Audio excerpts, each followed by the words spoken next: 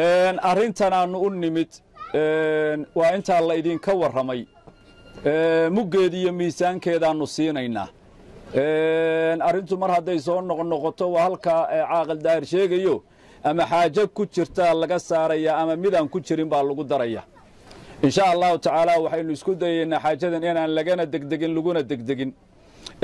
in insha allahu tacaala la qodxanya bixiyo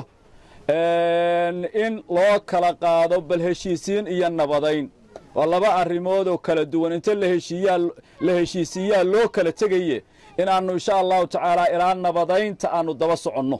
oo dadka dhex marro oo ilaahay hadduu ku roon yahay dhallinyarada isku xidhno oo ilaahay hadduu ku roon dumarka guddiyo ka samayno heshiisiinta dabadeedna ka tegi mayno ee nabadayn baannu bilaabaynaa hayaagii hagara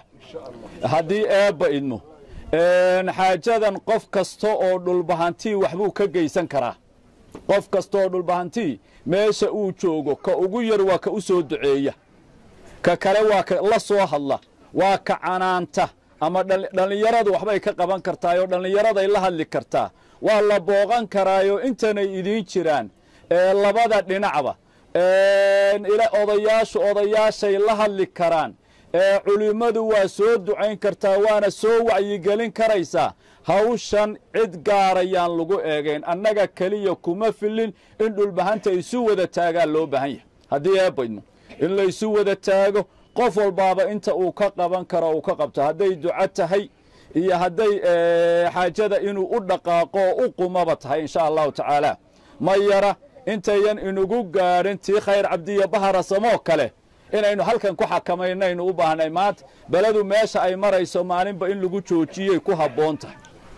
ilaahayna waxaynu ka baryaynaa walaaltinimadooda iyo wada dhalashadoodu inuu u soo cesho cid iska xigtaa ma jirtee in ilaahay wada dhalashadii iyo walaaltinimadii iyo waxay isku hayeen in ilaahay u soo ceshaynu ilaahay ka baryaynaa nabad waarta inuu dhex dhaliyaynu ka baryaynaa wiilashaa dhimanaya ee dhexdooda ku dhimanaya in ilaahay inoo badbaadiyo oo dhimashada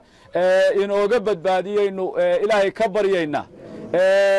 in aan qaylo dambe oo ina soo kiciso oo ina laab qaado oo aynu ka walwallo ayan dhexdooda ka yeerin baynu ilaahay weydiisanaynaayo ka baryaynaayo gacmaha kor ugu taagaynaa ilaahay ha u aqbalo innagana ha inaga aqbalo dadaalkaa iyo orodkaa loogu jirana ilaahay kama dhiga mid lagu guul darraysto insha allahu tacaala